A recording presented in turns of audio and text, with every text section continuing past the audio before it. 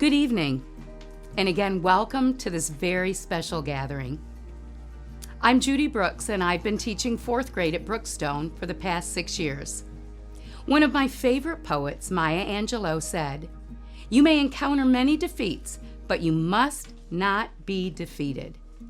In fact, it may be necessary to encounter those defeats so you can know who you are, what you can rise from, and how you can still come out of it.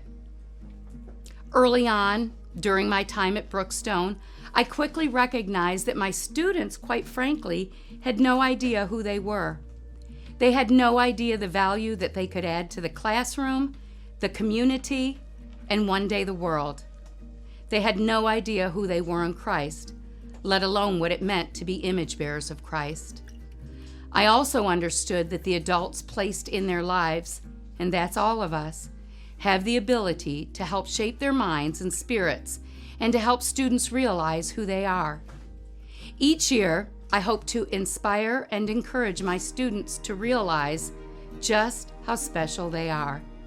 We begin each day in our classroom with a statement we call, "I am somebody." It is a powerful way for students to start their day and gives them a strong foundation for moving through their day and navigating their world. I'm proud now to share my class with you. Each student is amazing. Each student is indeed somebody.